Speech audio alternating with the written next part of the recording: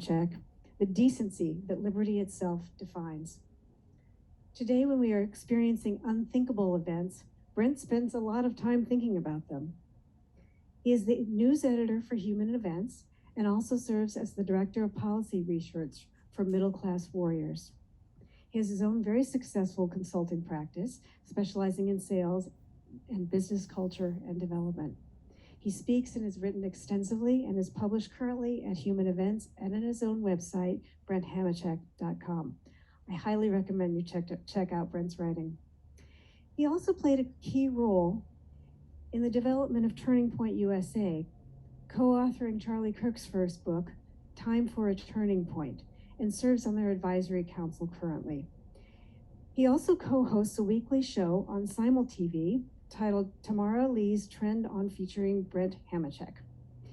We are excited to partner in presenting tonight's program with Simul TV, which you will be able to find a recording of tonight's program.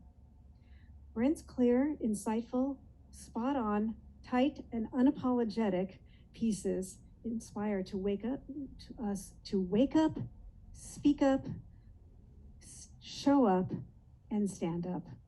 His fight represents the goodness and decency reflected in the principles of American liberty. Brent is both a honey badger and a honey. Welcome to the Liberty Forum, Brent Hamachek.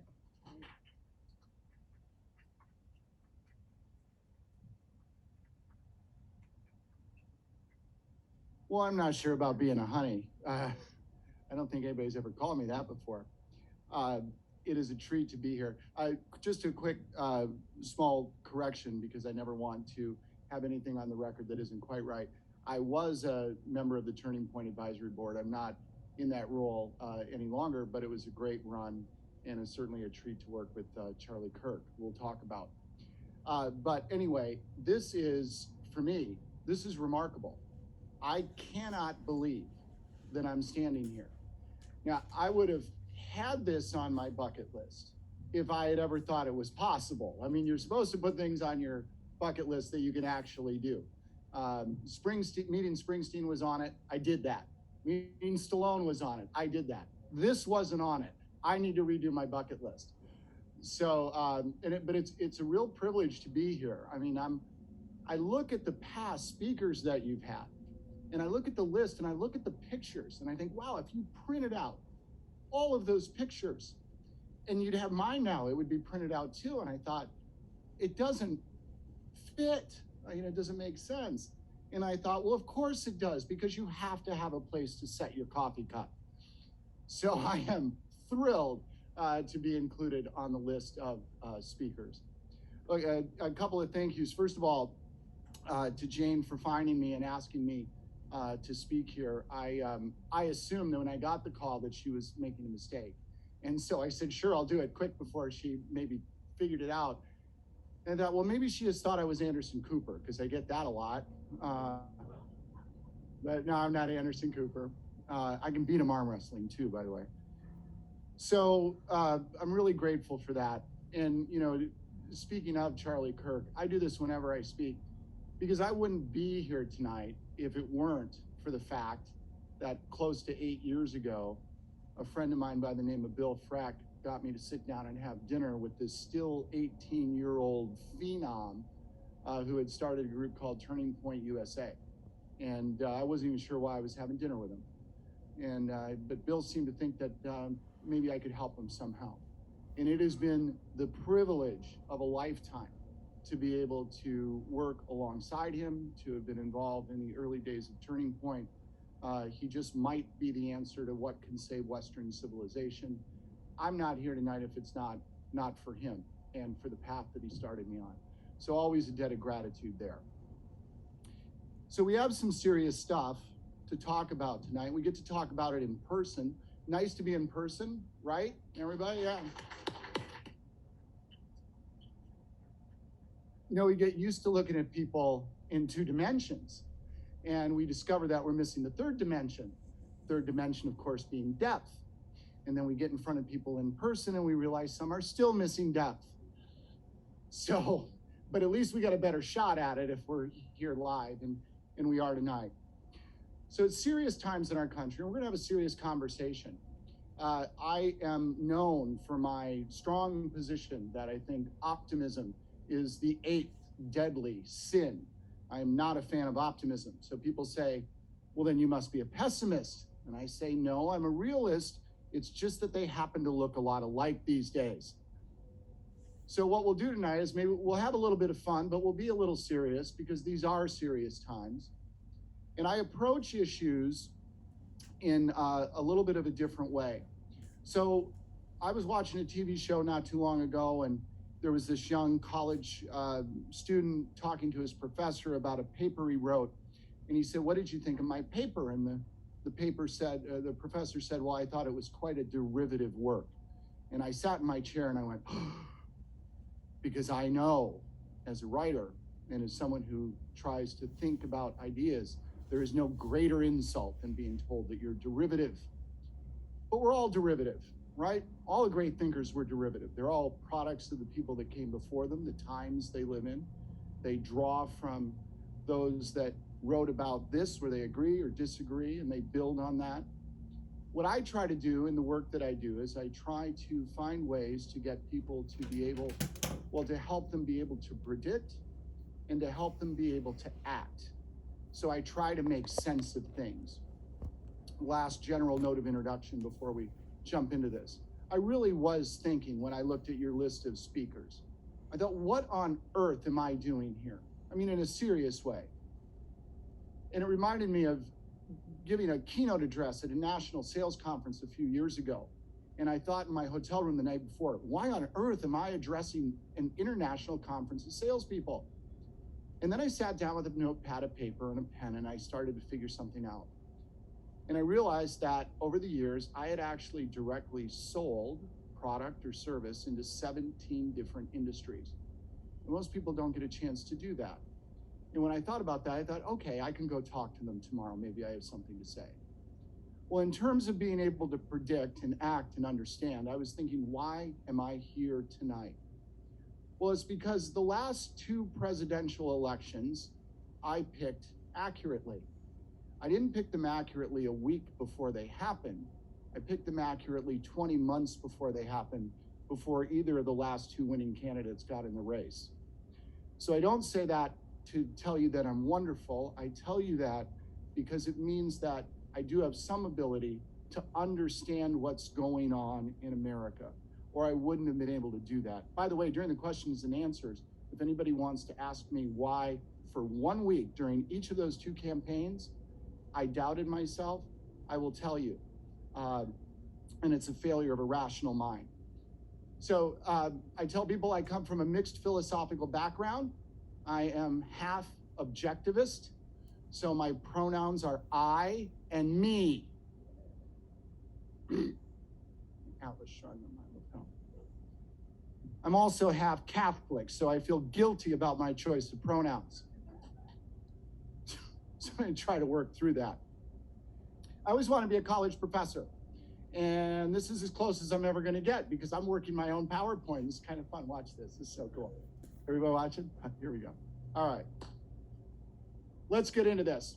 What on earth is going on? This is from Human Events Today, my story, where we have the FBI on social media encouraging friends and family to report friends and family for their social media posts when they think that they might be a threat.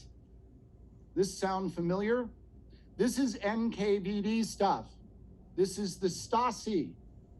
This is what we saw in Eastern Europe. I meant to look it up before this evening and I forgot. My colleague at Human Events, Jack Posobiec, knows this number by heart. But I know it was well north of 80% when the Iron Curtain finally fell. It was north of 80% of the people in East Germany who had actually at some time or another turned somebody else in. This is what totalitarian regimes rely on. They depend on us turning in others. There aren't enough of them to do it on their own. They need our help. And so they say to us, you'll find comfort and peace and protection. You will be safe. you will be okay. Your papers, they will be in order. If you turn in your neighbor, if you turn in your family member, if you turn in your friend, this is where we are. I didn't make this story up. We didn't break the story. We stole it from somebody. I mean, we cited it, so technically we didn't steal it. The point is, it's a real story, and this is really going on right now. Now you're thinking, why on earth does he put up a picture? Are we going to do math tonight? Are we doing statistics? We're not. I put up a bell curve for a reason. What I'll share with you tonight is based on the idea that we do live under a bell curve. We have relatively normal distributions to things. So I won't speak to you tonight in absolutes. I won't guarantee you I'm right in all cases. But what I want to do is share with you that in general, based on observation over a very long lifetime, these are the things that I've noticed. This is what I've concluded. And these are the things I think that we're up against, okay? So just to be clear, we did one math slide. I promise there'll be no more math, okay? Notice there's no numbers on it. All right, volunteer, whose picture is up there? All right, Niccolo Machiavelli. The father, by the way, of political science, he's considered to be. Machiavelli gave us a phrase that we use today, and most people don't know where it came from. That phrase is the ends justify the means. I'm going to try to tip this up a little bit without breaking anything. Bad for my posture. Here we go. Maybe a little better. He gave us the phrase, the ends justify the means. Back in January, I had a lot of stuff in my head. I was writing in my head, and I needed to write something down on paper to get it out of my head. And I wrote two pieces that I published, two essays. One of them was entitled, Why They Cheat, meaning the other side. Anybody in here think that there was a little mishigas going on in the election back in 2020? Raise your hand. All right. Me too. Has anybody noticed that it seems like, in general, that the other side tends to be more willing to cheat than we are? Yeah, it kind of seems that way, right? So cheating, this young lady in front, we generally consider that to be unethical behavior, right? How many, by the way, anybody in here ever have somebody say, well, that's not ethical. You can't do that. That's not ethical behavior. You've been told that before, right? By someone? Show of hands. How many people in this room feel that in general, you're an ethical person? Raise your hand. Wow, it's pretty universal. Okay. Anybody think they're unethical? Interesting. All right, so just for the viewing audience to note at home, everyone in the room is ethical. Here's a question. How many of you, show of hands, believe that there are people in the world who are unethical? Well, it's interesting. All the hands went back up. So apparently we're sitting in a room full of unicorns. All right? So, yes?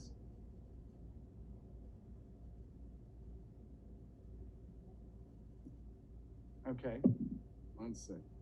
All right, hopefully this is better. Is this better? Thank you. Thank you that the feedback is coming from you and not from the microphone. And to people at home who couldn't hear me, trust me, you didn't miss anything. All right, so we have a bit of a problem, right? Everybody in here says they're ethical, and yet everybody in this room says there's people who aren't ethical. Well, I do some teaching and training in ethics, and one of the things I teach people to do is that when somebody says, you know, you're unethical, say, okay, under what system? Because, you see, ethics are an interesting thing. We talk about them as if they're universally understood, that we all agree as to what they are. But there's a whole variety of different ethical systems. There's the objectivist system. There's the Christian ethic. There's the notion of, just drew a blank. That happens with old age, by the way. Just for the record, this is 7-Up, not vodka. Used to be vodka, that was a whole different lecture. There's Kantian ethics, categorical imperative. There's utilitarian ethics. There's altruism, the notion of self-sacrifice. So there's all these different systems of ethics. What people mostly mean when they talk about ethical behavior is, unfortunately, simply what, in that moment, they tend to feel what's right, or they tend to feel what's wrong. Not measured against any particular system. Really, it's measured against mostly just how they feel. Now, I've been a business consultant for 21 years. I've dealt with privately owned companies in every industry you can think of. I've seen everything. And I have watched people that voted just like we did in the last election lie, cheat, steal, rob from their partners, take from their vendors, mistreat their customers. I've seen it all. Behavior that you would call unethical under any system that you choose. So are we any more ethical than the folks on the other side? I'd argue we're not.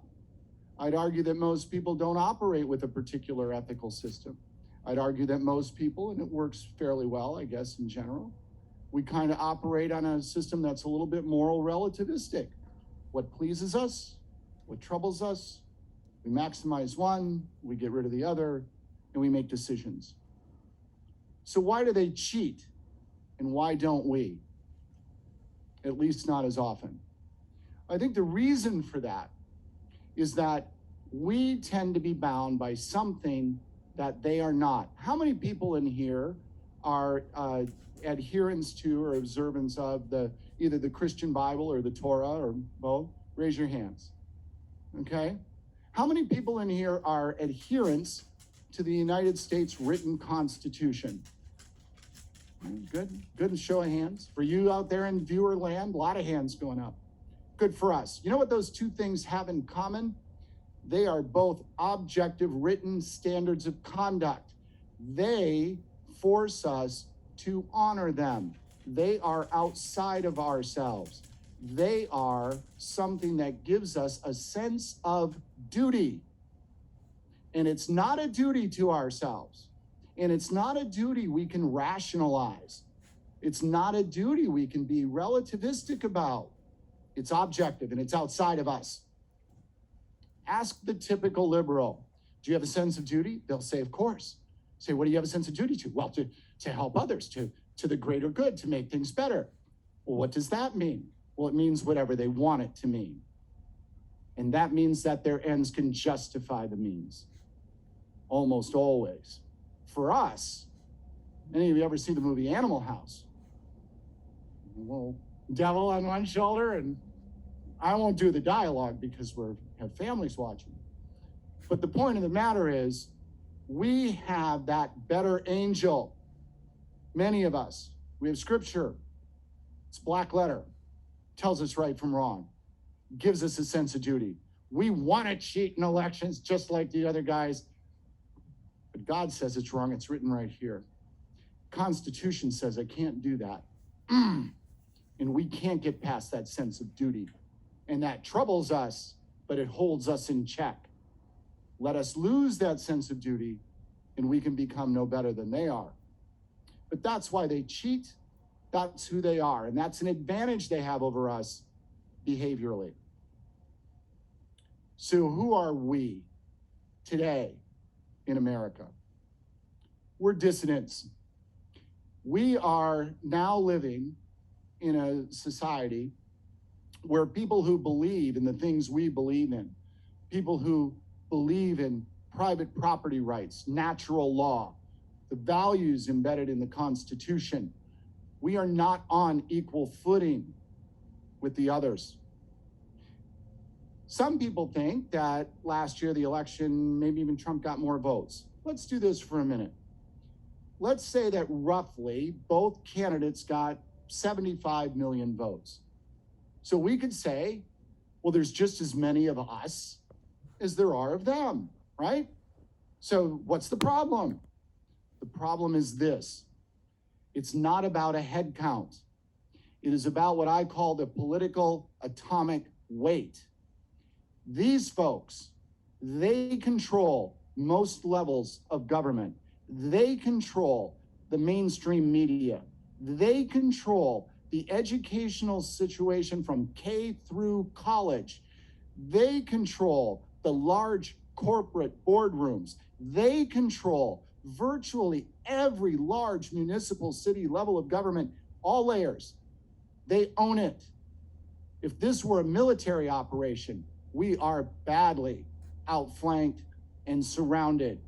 It makes no difference how many of us there are. They've got all the heavy weaponry. And that means that while we still have a constitution and while we still have all of our rights on paper, we're not getting to operate and live with those rights on a day-to-day basis the same way they are. And that makes us dissidents. Our own state has turned on us.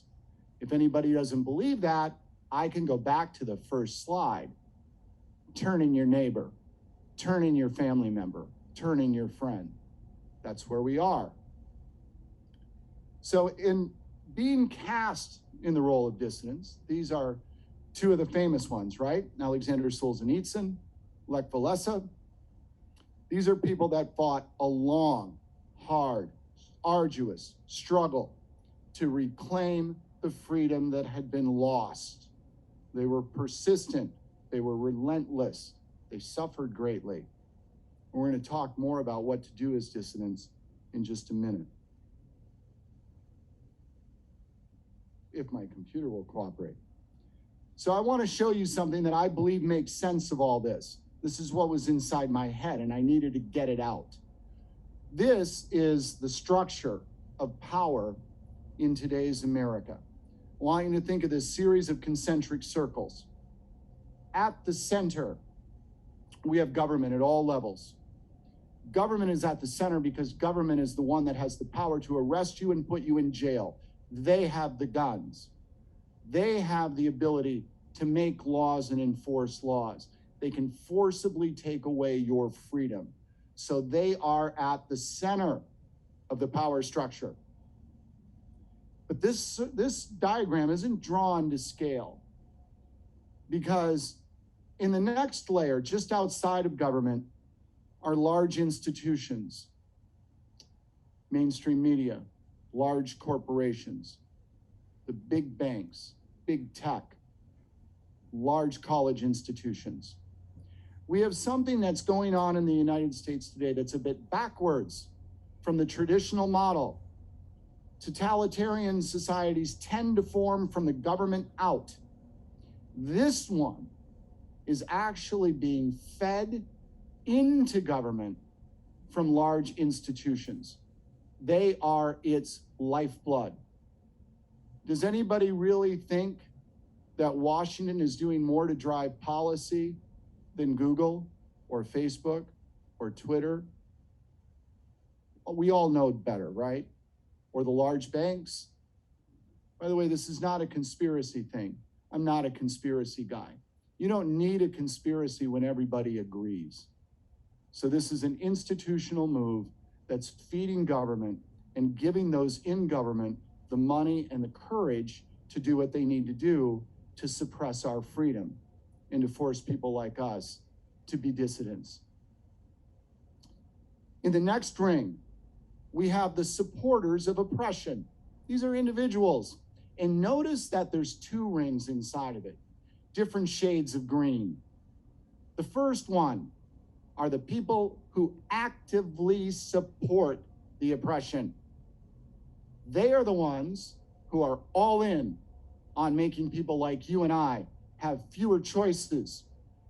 The ones who want to take away our children's ability to be taught properly. The ones who want to take away what we're able to say in the workplace. All of it, fill in all those blanks. They're those people. And they're all in on suppressing our freedom. In the next ring, and we all know people like this, these are the ones who support the oppression, but don't do so actively. They do it passively, almost unwittingly. They're not active in politics. They're not informed on issues. They don't understand really what's going on. Their approach to analyzing things is sort of simple, it's heuristic. They just think, oh, well, it's good that we're teaching critical race theory in school. I mean, yeah, race is critical, so it should be a theory that's taught, right? Great depth of thought and analysis. They go along with what's happening in terms of the oppression of us and the suppression of our rights. They go along passively and unwittingly. They are ours to be taken, and we'll talk about how to take them in a moment. Next circle. These are the folks like us, but again, notice there's two shades. The first shade are those who are the passive opponents of oppression. We all know these people, and we have to be really, really careful about these people. We know who they are. They're the ones who say, wow, I can't believe what's happening.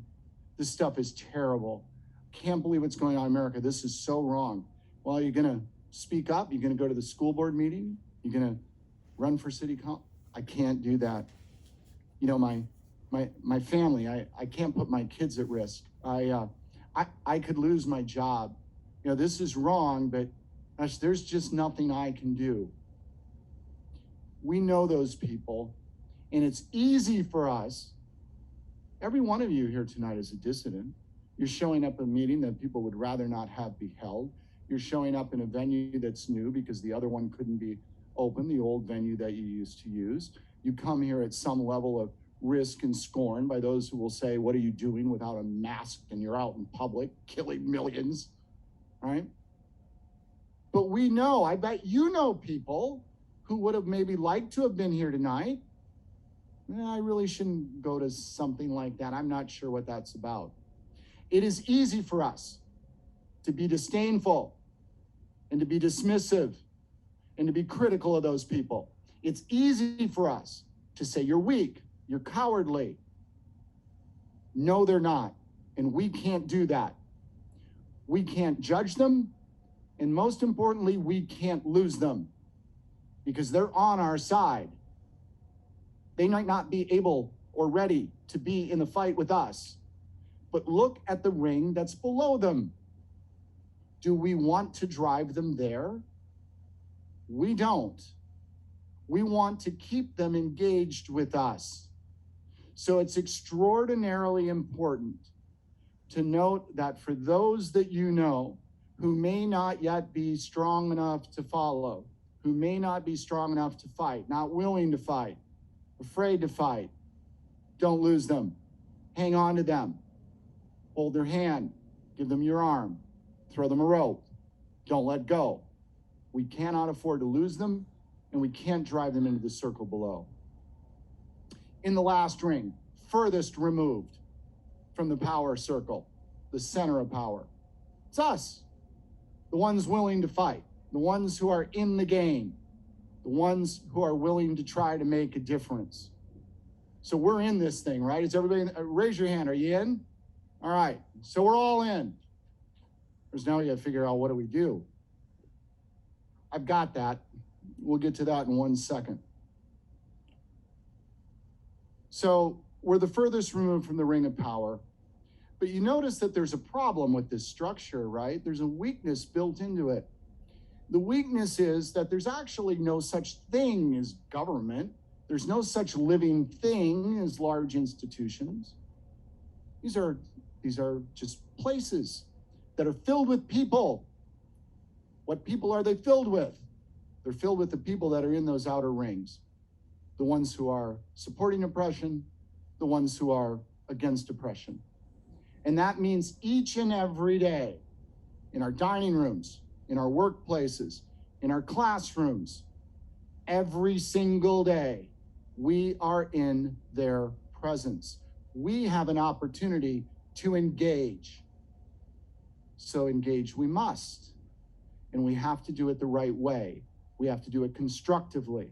because we will have an opportunity over time, over a long period of time, to begin to take those people in the circle just below us and make them willing to fight. And we'll be able to take the people in the circle just below them to perhaps, just perhaps, do the most powerful thing you can have happen in any conversion. We can cause them to tip their head, scratch their chin, and say, that's not right. And we need people to say, that's not right. There's an opportunity in America right now. Everybody know what that is? I'm so good with graphics, right? I mean, I just got to look for it. It's really good. It's an eclipse. All right. Has anybody noticed that there's a little bit of fighting going on inside the Democratic Party? That there's folks that, before Biden took office, there were the arguments between Sanders and Cortez and Biden and his side. And we saw that back and forth going on, right? It's like, what's going on? They won, right? So there's that, you see that happening. People don't know quite what to make of that. I'd like to take a stab at explaining it to you, and I would like to show you why it's a really critical weakness that's going to provide us with an opportunity. So what is an eclipse? It's a moment in time where the sun and the moon appear to align so that then they are as one. And everybody wants to look at it. Don't stare at it without the glasses and all. Don't want people going blind over my presentation. You want to look at the eclipse and you look and it's over, right? They pass and then they're separated again. Let me explain what's going on. Everybody talks about socialism. Then you say, what's socialism? I don't know. They get stuck, right? Socialism is, very simply put, nothing more than centralized management of economic and political policy. That's it. That's all it is. Except there's two different kinds of socialism. The first is the kind that Marx wrote about, where socialism was supposed to be a transitional phase from capitalism to communism, from the oppressive, monstrous, greedy capitalists to the utopic, it's 1968, summer of love, communist world. Socialism was an object in motion for Marx. It was not permanent. It was transitional. It was never meant to last. It was only supposed to be a here to there. It was a bridge. But there's another type of socialism, the kind that we saw in the 1920s and 30s, Italy, Spain, Nazi Germany. That's a different sort of socialism. That's where that centrally managed sort of economy winds up being permanent in nature. Government gets larger and larger, industries get bigger players and fewer of them, and then government and industry are allowed to act together in unison to do what? To centrally manage economic and political policy. That system, the second system, that's static. It's permanent. Joe Biden, Kamala Harris, they are those kinds of socialists. They're fascists. They want big government and they want big business and they want it to just keep getting bigger. Bernie Sanders, AOC, they're good old-fashioned communists. God love them. Socialism's great for them for about 5 minutes. It's just a pathway. That's it. These two parts of the Democratic Party cannot coexist. They can't make peace. They'll never make peace. They are destined to be divided because one wants to keep moving and the other wants to stay put. That's going to cause them to fight, and that will make them weak. And that gives us an opportunity. Imagine this. Let's say now, just to use even math, 80 million people voted for Joe Biden. All 80 million of them voted for socialism. Only 40 million of them didn't know they were, because they don't really even understand what that is. The other 40 million, they all voted for socialism. Half of them voted for Biden's kind, and half of them voted for Sanders' kind, and never the two shall meet. It only looks like it right now because of what had just happened. But these two suns and moons, they're going to diverge. They're going to split. And that will give us an opportunity. So how do I explain this? Biden targets big business with his executive order. It's easy. I explain it this way. Pay no attention to it. If you'd like to, you can. Allow me to tell you what you're going to see over the next 3 years of substance that relates to that executive order. Absolutely nothing. And I can assure you that anything you do see has already been cleared by the big businesses it's designed to harm. They've already rubber stamped it. They're good. This was done. Now you can understand it. Why did he do it? He's trying to buy time and make the eclipse last longer. This is appeasement, socialist style. The fascists giving a hat tip to the communists. It won't last. It doesn't mean anything. What do we do? Here we go. I promised you that I was going to give you things to do tonight. I try to always keep my promise. First thing, above all, call yourself a dissident. Wear that label. Let people know you're not on board with this. I'm a dissident. I am not going along with what you're saying. I am not going along with what you're doing. I do not believe in this. We need a label. Let's call ourselves dissidents. Let's make it clear that we're in the fight. Next thing, the two most consequential people in all of human history, on the secular side and on the religious side, I don't think there's any debate here.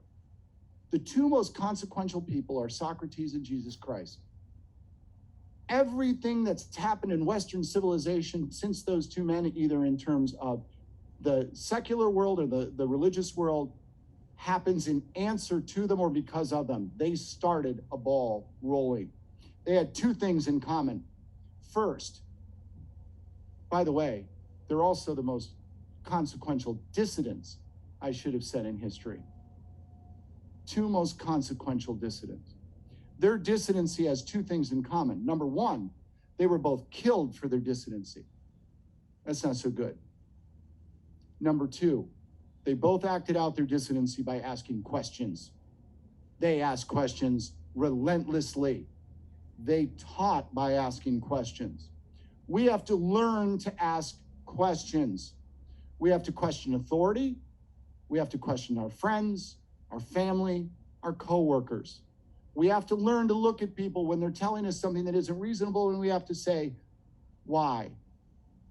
Why not?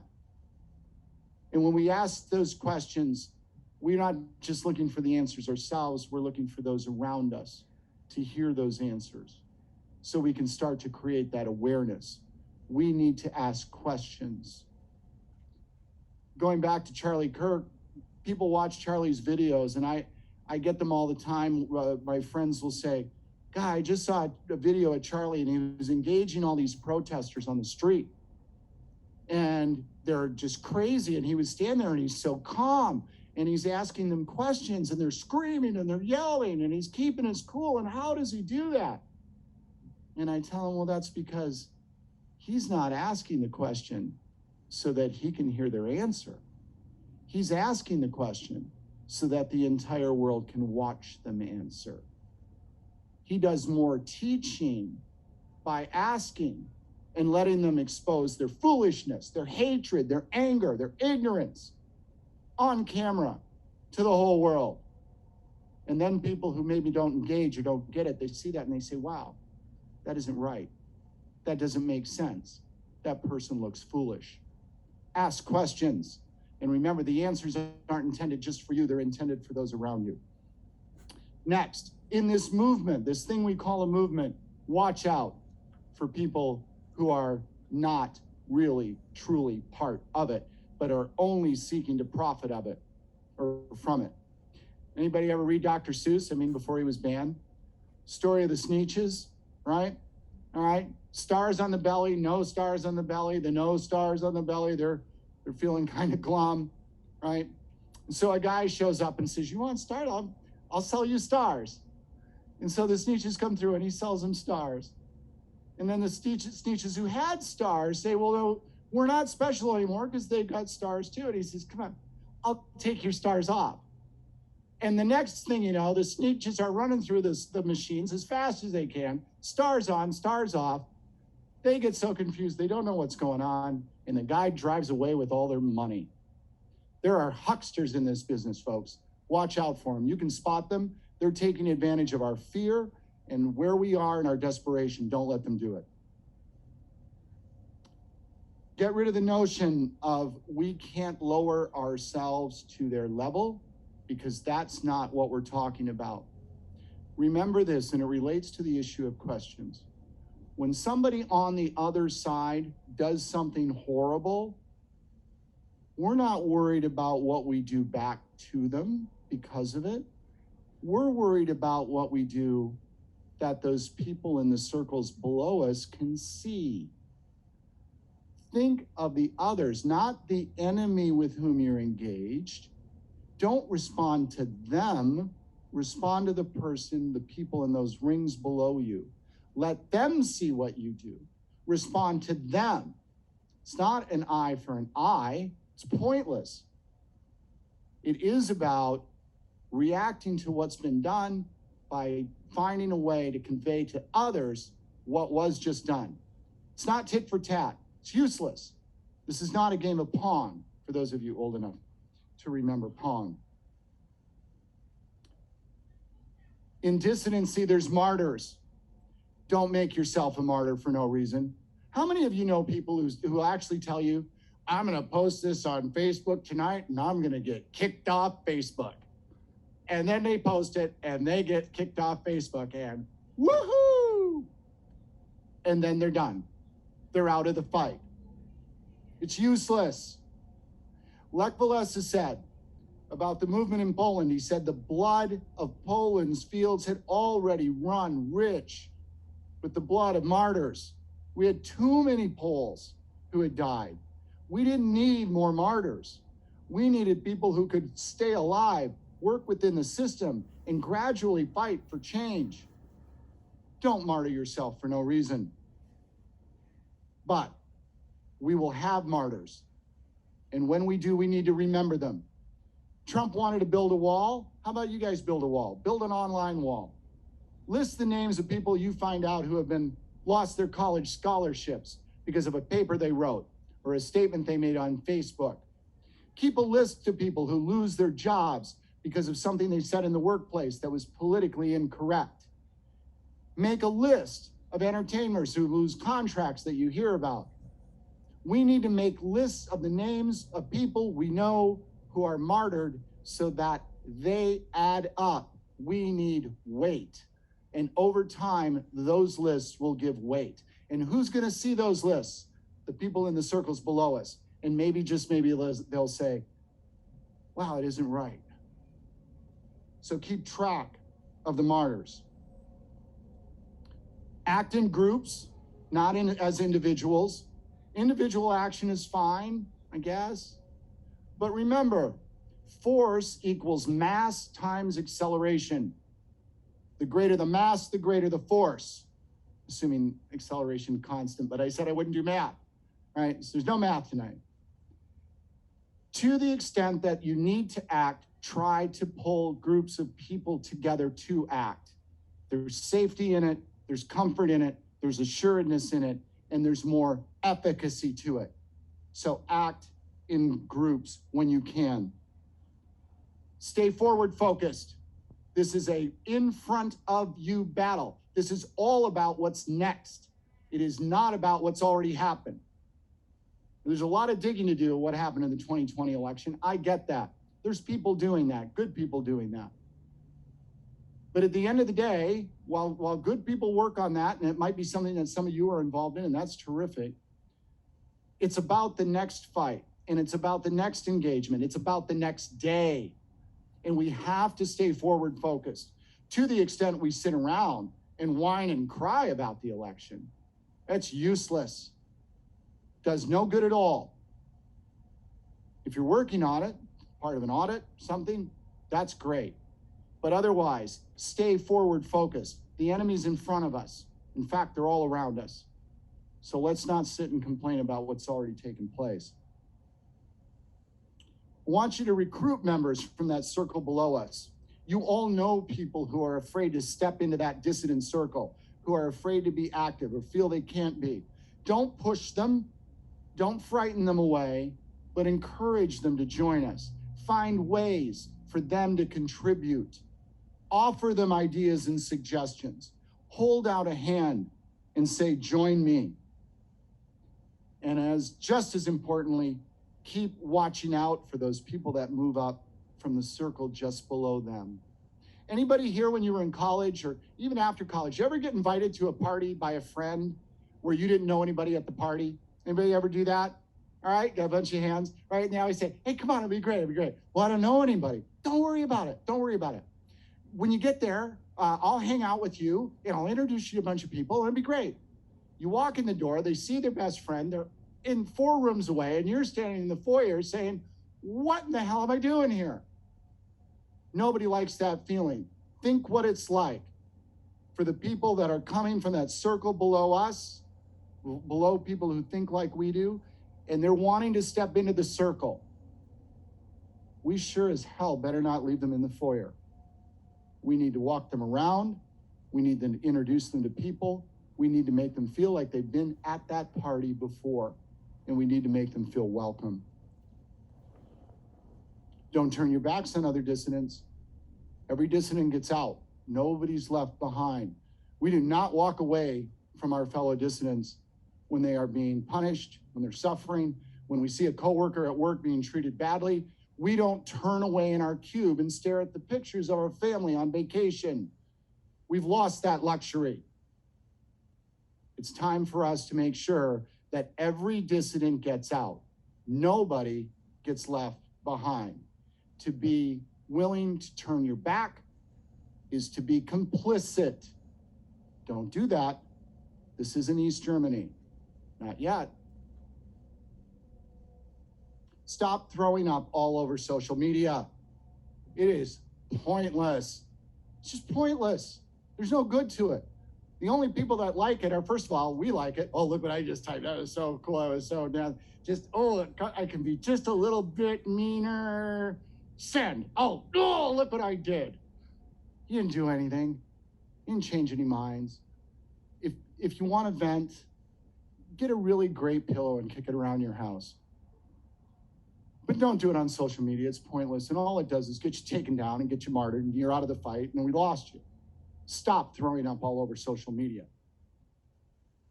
But here's one that's really hard, but it'll make you feel a little bit better maybe if you feel mean. On the other hand, the people you know who go on social media and who criticize and condemn people like us, we need to make them feel the pain and the sense of loss. How many of us have friends and family? We look at what they write. We look at what they say. We listen to what they say at a cocktail party. And they these Trump supporters, they're mean, they're racist, they're misogynists, they're nasty, they're all haters, they're Nazis, they're all this stuff, and say, well, I'm a Trump supporter. Oh, what? I didn't mean you. You're not like the rest of them.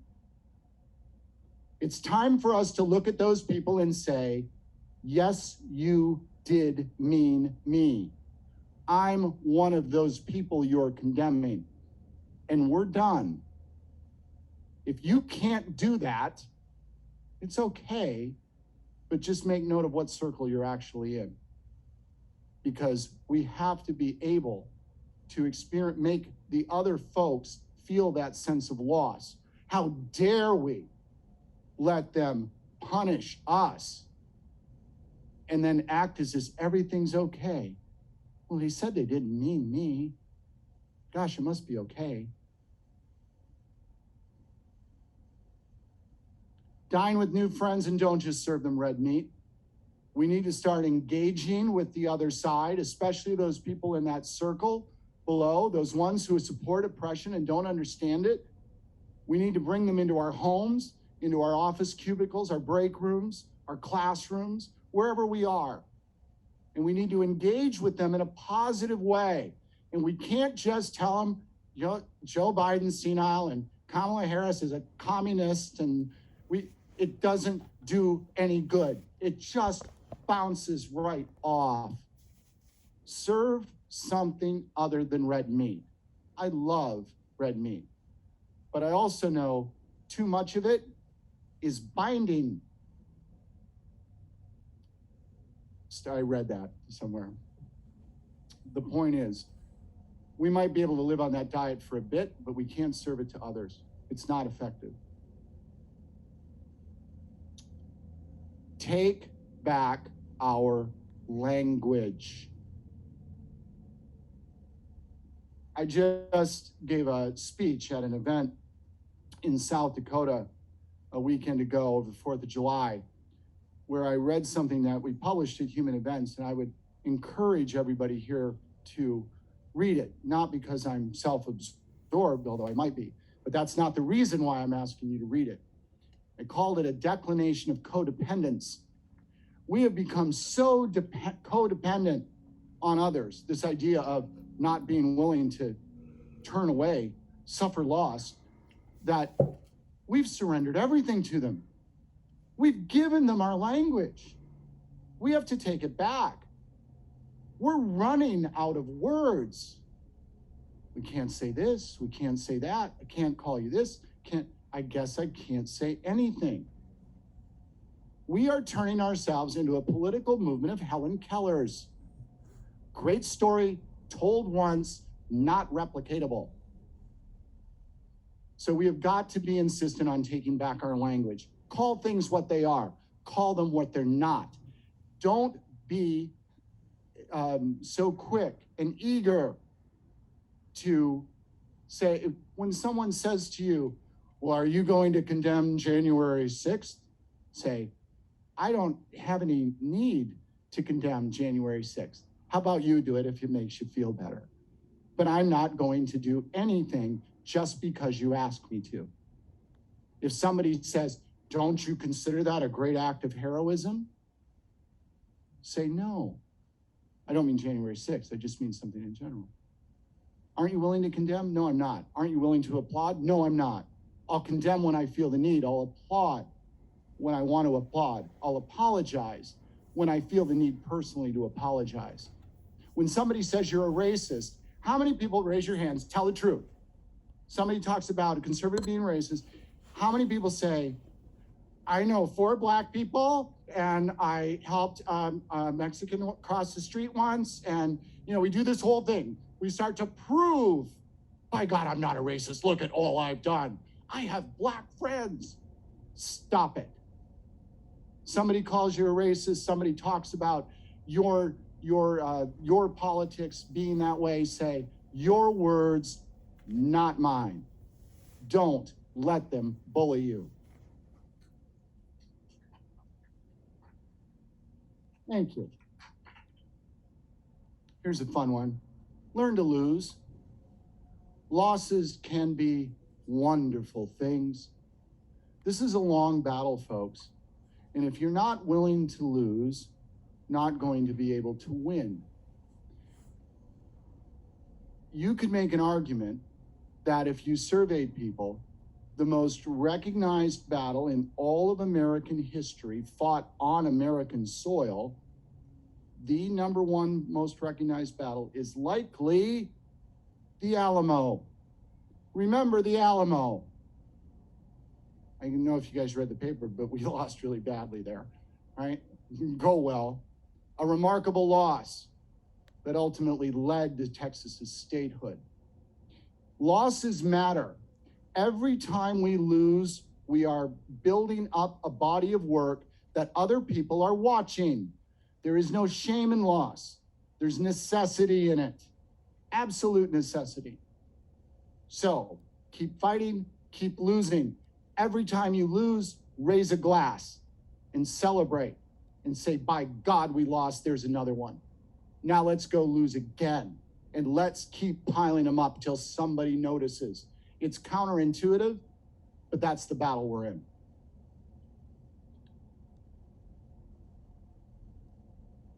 couple more slides and then a final story. Up on the screen are two famous philosophers, Thomas Hobbes and Jean-Jacques Rousseau. If you say Jacques like that, it just sounds so cultured, right? Well, Jean-Jacques Rousseau. Everybody with me, right? Jean-Jacques Rousseau. Oh, that's beautiful. Hope you people at home are doing that too. It's the end of tonight's French lesson. Thomas Hobbes was the English philosopher who wrote Leviathan, and he talked about the nature of man, and he didn't paint a very pretty picture. He said that we were all basically monsters at heart, that we were fearful creatures, that we were nothing but moral relativists, that our ethics were nothing more than taking what I want and avoiding what I didn't want, and that was our whole calculus. Rousseau, on the other hand, said we're fundamentally good. We're wonderful people. And for Rousseau, mankind started to fall apart the day, as he basically put it, I'm paraphrasing, the day the first man dragged a woman into a home to make her his and had to have a piece of private property. That ruined us all. We're having this debate today. Understand how critical this is. Everything we're talking about on some level comes down to whether men and women are fundamentally good or fundamentally bad.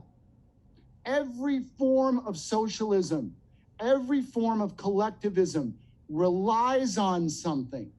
It relies on Rousseau being right.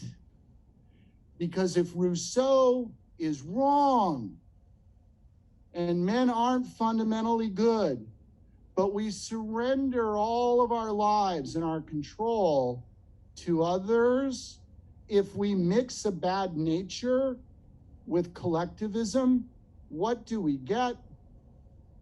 That. Jeff Goldblum in The Fly. Part human DNA, part fly. It's a monster.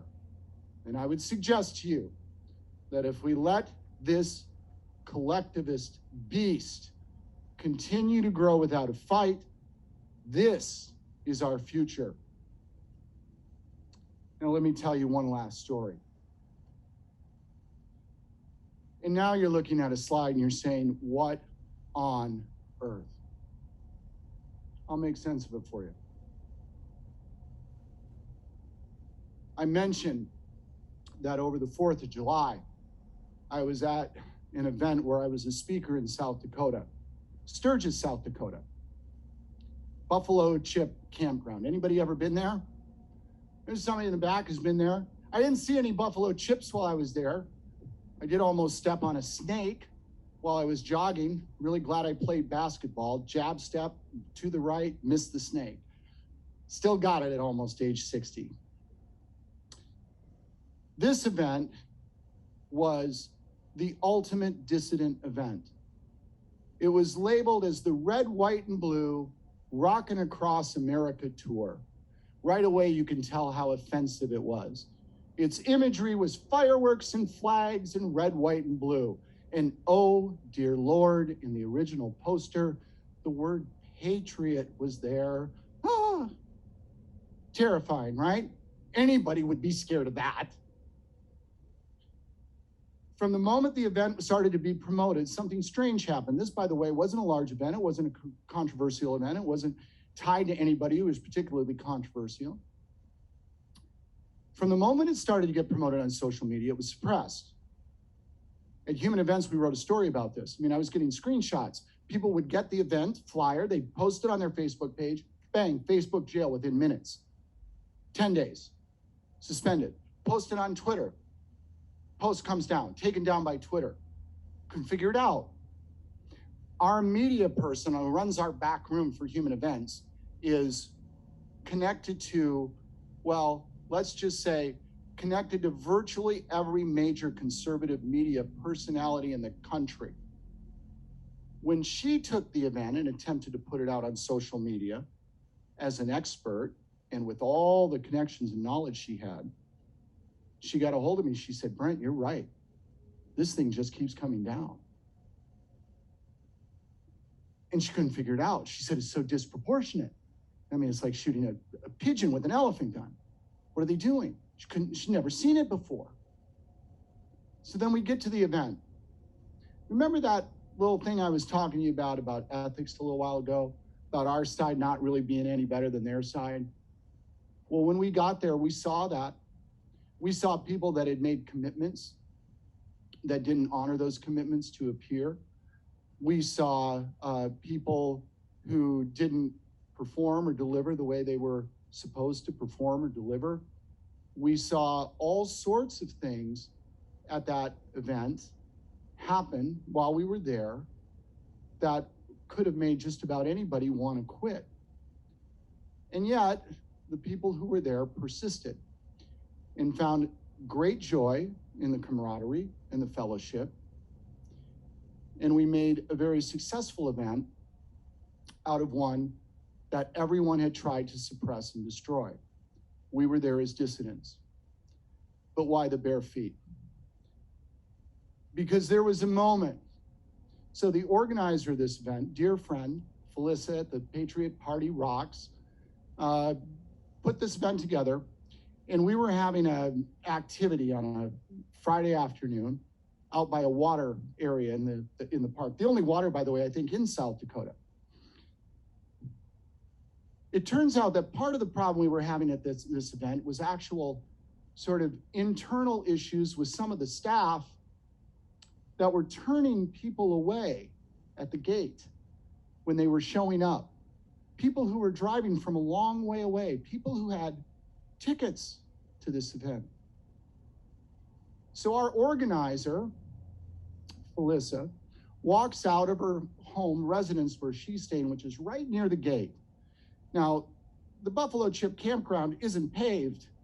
It's all gravel and rocks and the whole bit. So she walks out the door and she's holding her shoes in her hand. And as she does, the gate's right here, and she sees a car turning away with a woman who's visibly crying, upset, driving the car, windows down. She's turning her car around to leave. Without putting her shoes on, she runs full speed at the car, shouting for the person to stop, carrying her shoes in her hands, running on stones. What stops the car? Where are you going? We were turned away. We came all the way here from Iowa, I believe. We were told we're not on the list. She reaches into her bag and she gives them all passes and says, you're all set. Go on in. You're good. And they go in and they enjoy the event. Later that night, when she's hobbling around in a manner that's just awful and telling this story to us, somebody said, why did you do that? Why did you run across the rocks? And she said, what else was I supposed to do? They were patriots. They were here. I had to do something. So, do not think that this mess we've got ourselves in by our own decades of neglect, of turning away, of looking the other way, of praying this would go away, do not think that we're going to be able to get through this without feeling some pain. Take off your shoes, run on the rocks, embrace your inner Felissa, and do what you have to do to fight back. Because this is not going to go away on its own. It's time for the dissidents to fight. So walk barefoot on the stones. Run if you have to, because the enemy's not going away. Thank you so much.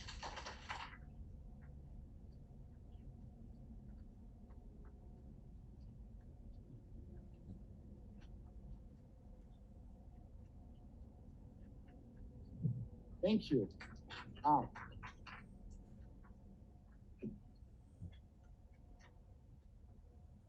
I have to clap for all you guys giving me a standing ovation. That's amazing. Oh my God, thank you. So kind. I guess I can take that picture off. We'll throw the chart back up there for fun. I believe, can you hear me? I believe we have just been treated to one of the fiercest, most important voices in America today.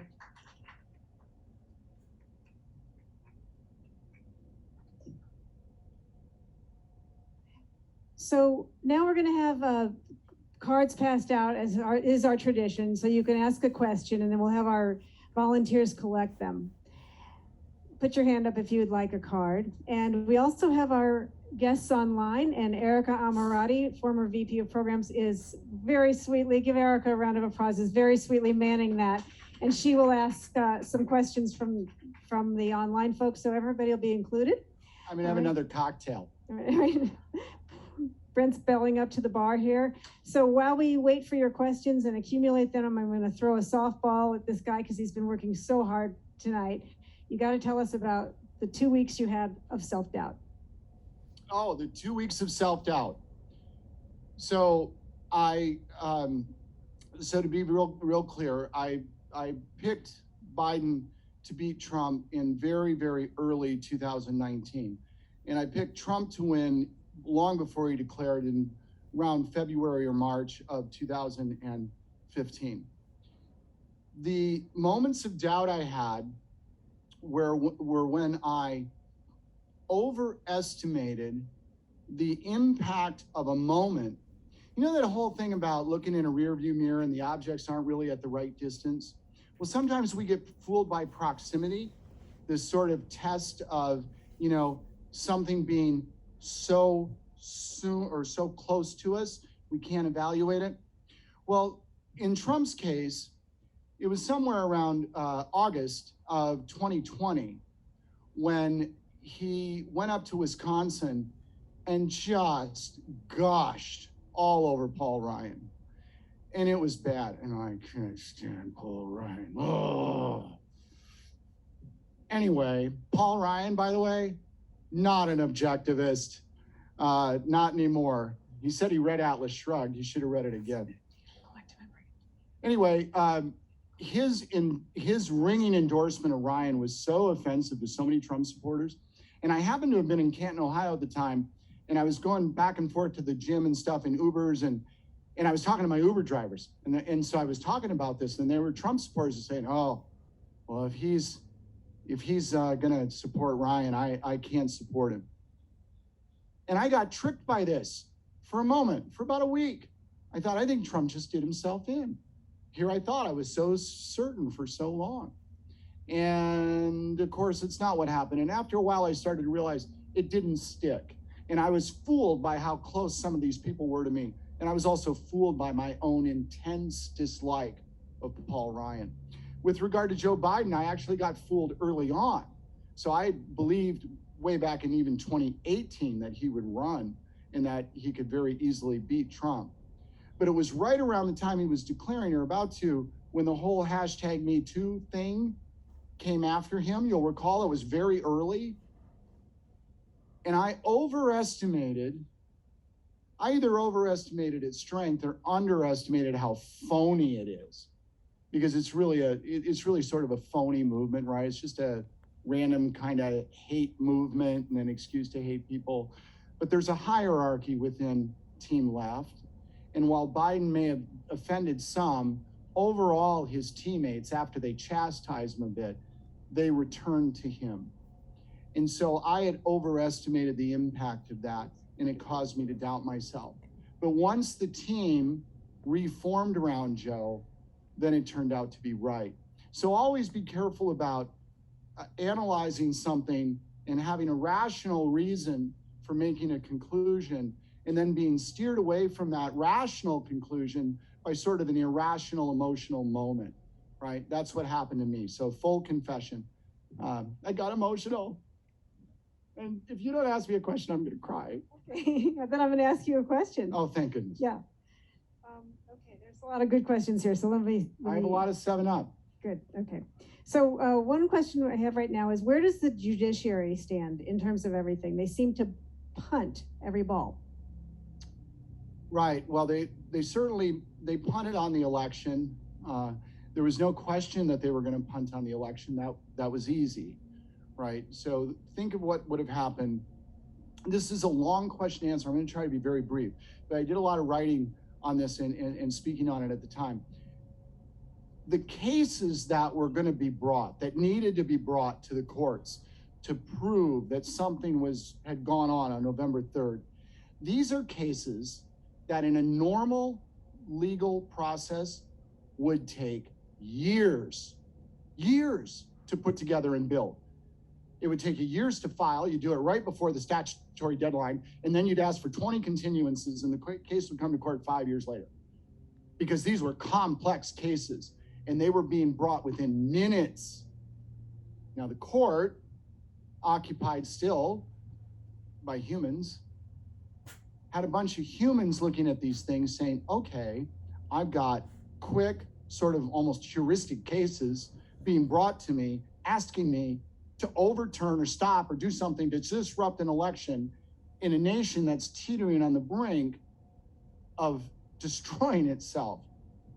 I'll pass. I'll take a pass. And they found a way to pass. Some of my friends asked me what I thought would happen when Texas brought the case, along with a couple other states, saying that essentially their rights had been violated by the other states and what they did in their election vote counting. I said, oh, the court's got to find a way to skip the case. Because if I read the filing, and I'm not a constitutional law expert, but I'm educated, I can read and I understand the law. The Texas case was really compelling. And if the Supreme Court had taken it and had a rule on it, they would have wanted to rule against it because they would have tossed the whole nation into chaos if they hadn't. And I would have loved to have read the opinion that they would have had a right to rule against the Texas case.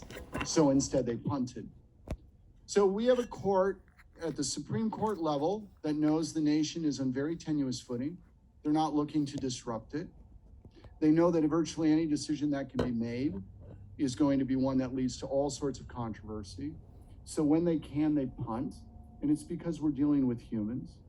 The more disturbing thing is how increasingly our Constitution is becoming more of a reference document than it is a binding piece of final law. That's what we need to fear. Notice that by the day, it more and more becomes like a reference document. It is something now that is taken into consideration in decisions, but it does not feel like it's being followed. And that is, by the way, the other side's target. They're trying to blow up the United States Constitution. There appears to be an uprising by dissidents led by parents rebelling against school boards. Can you please comment? Could you repeat that? I'm sorry. There appears to be an uprising of dissidents represented by parents standing up against school boards. Could you please comment? Yes, God love them.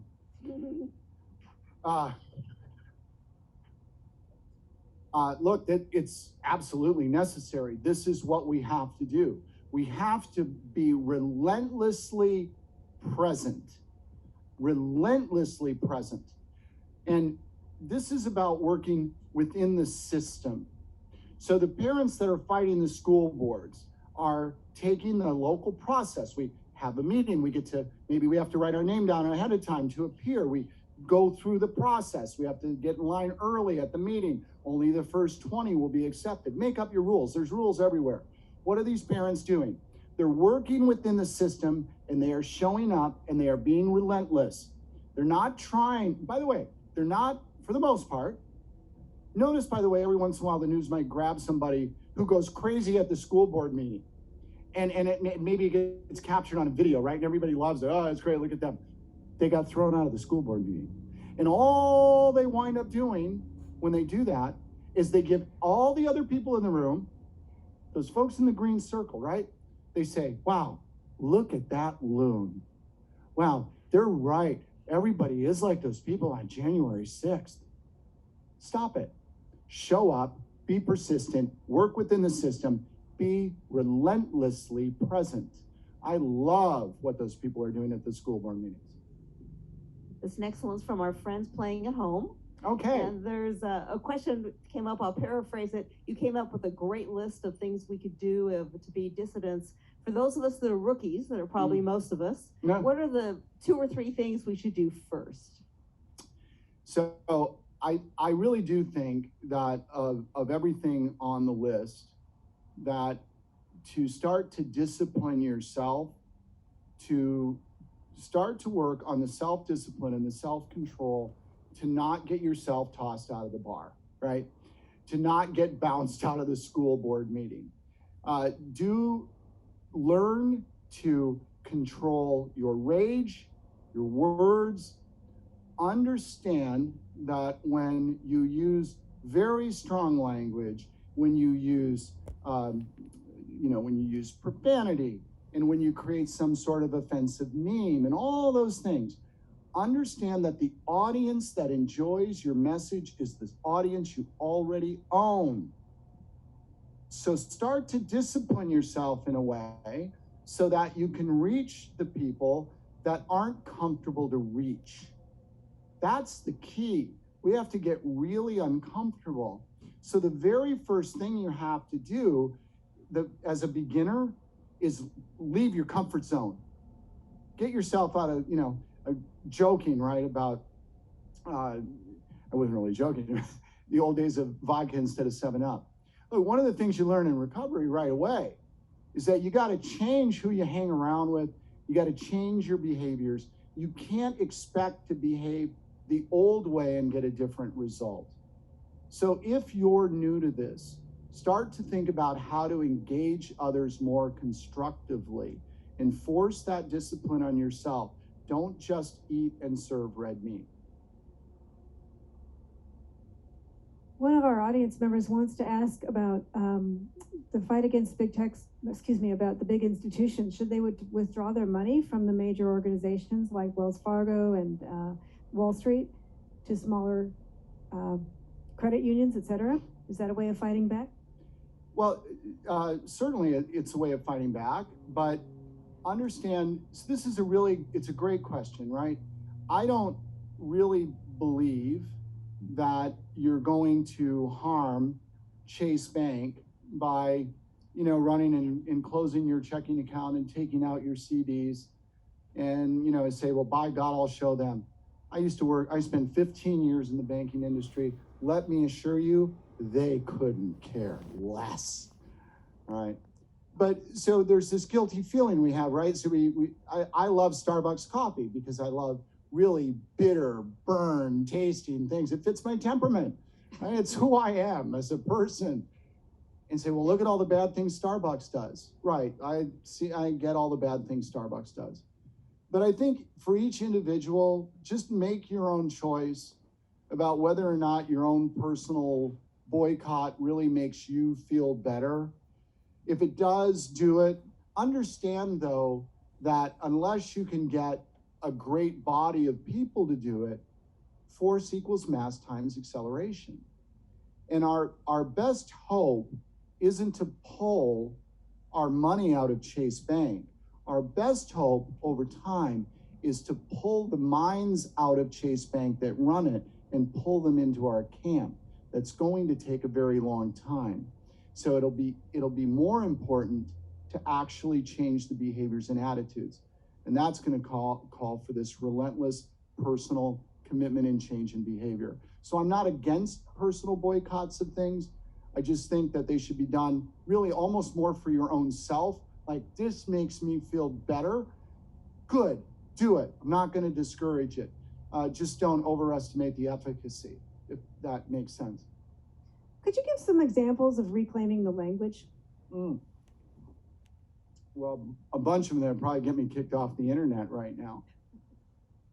Look, we're, right now we've got a situation where we're afraid of using terms like masculine and feminine. I don't know, I kind of like men who are men, and I love women that like to be women. And I think that we ought to be willing to say that masculinity is a good thing. And I like masculinity, and it's not toxic. And I think that we ought to be able to call people by their pronouns that actually fit them instead of just randomly, however they might want to toss around the English language. It's okay for a person to insist that they be called something. It's perfectly okay for us to insist that we're not going to misuse the King's English. So we can all think of a number of examples across the board where language is being corrupted because we're being told we can't say that.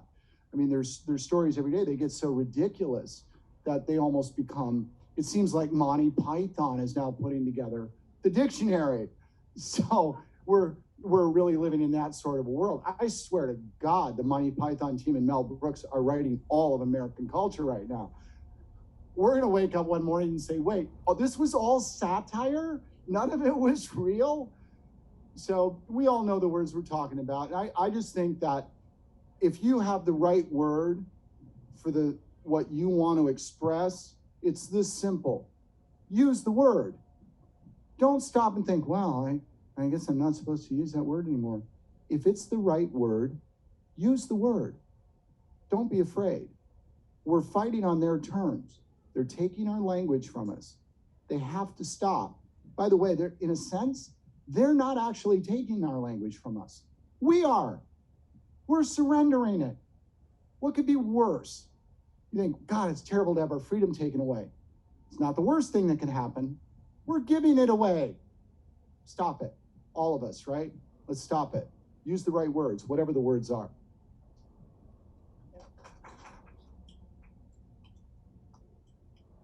A couple of questions about the administration. This question is specifically, when Biden departs due to the 25th Amendment, who will Kamala have as her new vice president? And then another question is, who do you think the next president will be? Fun questions. Look, it is a little too early for me to do the whole Swami thing. I will tell you this. I believe this with regard to the next president. And it's not terribly original, but it is based on more than just what the press might be saying, but based on the way I look at things, the way I've looked at them in the past, right? I think that if Ron DeSantis wants this, he'll get it. And I think he's very electable. I watch with interest, as maybe you all do, this odd thing that perhaps the press is making a bit more of than it really exists between Trump and DeSantis. It would be a terrible mistake, I believe, for our country. Forget politics. I think it would be a terrible mistake for Donald Trump to do anything to really try to harm Ron DeSantis, because DeSantis is remarkably electable. And he's not just electable. You know, we thought Mitt Romney was electable. It's not just about being electable. It's that Ron DeSantis, based on his behavior to this point, is actually worth electing. And that's the bigger point, right? Who would Kamala have as her? I just, there's so many jokes in my head and I can't do them.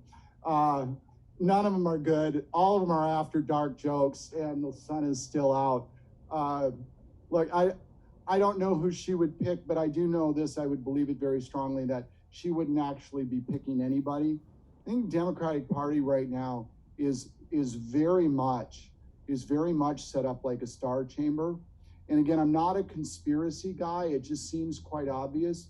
It took a remarkable effort and an internal unification to get Joe Biden across the finish line to be elected president. He certainly didn't do that on his own. He certainly didn't pick Kamala Harris on his own, right? So whoever would get picked, she's not picking them. That's the only thing I would feel confident in saying. Talk about the specific reason that the teachers union supports CRT. Wow. Super, super complex question. I think there's a lot of things at work with critical race theory and the teachers union.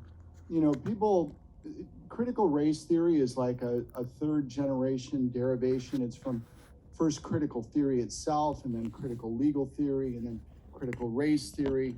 There's a long chain that goes back to the Frankfurt School. I mean, at the end of the day, we're talking about a sort of philosophy that, and I will answer the question because I do have an answer. It's just an awful one. We're talking about a philosophy really in critical theory that, to oversimplify it in a way that's not almost responsible, but we're kind of saying that the object in and of itself doesn't actually exist in any real sense, absent the experience and perception of the person viewing and acting with the object, right? So the object, the thing in and of itself, isn't necessarily real until it's mixed with our perception, our use, and our experience. So in other words, everything is nothing, and everything is what you want it to be, is sort of what it boils down to. Critical race theory, when you really strip it away and boil it down, is an excuse to hate that is legitimized by the idea that there is a serious philosophical foundation behind it. This is supported by critical race theory. So give me your stuff, right? That's where it is. It gets there very, very quickly. So for the teachers' unions to embrace its teaching, this is simply, and I hate to sound this way, but I really do believe this, going back to the notion of Hobbes and Jean-Jacques Rousseau. I really do believe that we're not necessarily driven by better angels. I was reading Freud on the way here in the airplane, so there you go. I mean, Freud was Hobbes on steroids. And at the end of the day, this is a way to gin up more hatred and passion. People who are motivated and aroused by hatred tend to be more aggressive, tend to be more active. It's one of the reasons people like us can tend to get beaten, because we might not be as hate-driven, that sense of duty tapping us on the shoulder. So when the teachers' union embraces this, they're creating a constituency that is more motivated and inspired to support them back. It's a way to channel it. So, said differently, if we were in a Star Wars movie, they've learned to use the power of the dark side, right? That's what we're seeing. So we need to be aware of that and understand that behind critical race theory is simply a philosophical tool used for the expression of hatred. My mind is reeling that you were reading Freud on the plane and thinking about Right. that comparison that you just made. Civilization and its discontent. Okay. Great book. Dark. Dark. Very Not dark. a pessimist. I'm just a realist, Right. but they look a lot alike. Right. But you have to recognize that all the psychological philosophers' psychology was based on their own stuff. So we're going to talk to Brent longer after the show here. Brent, 3 questions that we should all be asking publicly. 3 questions that we should all be asking publicly. Well, so if I'm going to tell you to ask questions, I guess I have to tell you what questions to ask. But it's not. Look, it isn't about giving. I'm not going to duck the question, but it's situational. So it's not about the 3 questions to memorize. It is about a mindset to have, to be constantly questioning. So we have a feature that we do at Human Events called To Tell the Truth. And To Tell the Truth is where we take an article, say by the New York Times, and we look at that and we say, here's what they told you. Okay, but here's what they didn't tell you. Here's what they told you that was wrong, right? Here's, so we point out what was completely missing or misrepresented in that story. And we do that with this heading about the To Tell the Truth series. And we talk about how we're trying to bring skepticism back into the American experience. We've lost our skepticism. Skepticism isn't about having 3 set questions. Skepticism is about always questioning. Now, we don't want to question to the point where we are paralyzed and unable to move, right? But we have to be constantly looking at what we're being told to do, and we have to be asking, the key questions, you want 2.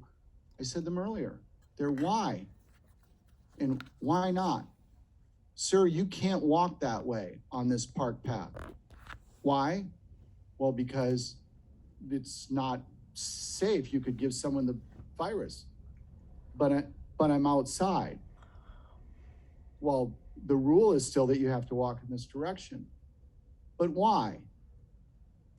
And it's the relentless questioning we have to do, and I can't stress enough, it's not for us to hear the answer. It's for those around us. The best way to expose a fool is to have them expose themselves through their inability to answer a question.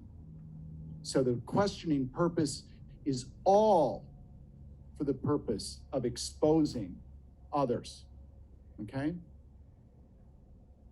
Sorry, I feel like I ducked that, but I didn't, because I can't think of, the 3 questions you would ask here aren't the 3 you would ask there. So I wasn't trying to be evasive. Brent, we have more questions than the group has probably time for, but I want to let you know that Brent has offered to stay after for a few minutes and speak to you. So I hope you'll take advantage of that if we didn't get to your question tonight. But I want to close on this one because, what would a Chicago area person know more than about staying in California? You and I were having a little debate about whose shutdown was worse, and I was offering Sarasota, you were offering somebody from Illinois, and frankly, being from Illinois, I have, let's just say we have a lot of governors in jail. But I think this question is a good one to close on because I don't think you've personally ever been asked this before. Okay. We want to flee to Florida or Texas? Right, let me just take a poll in the room.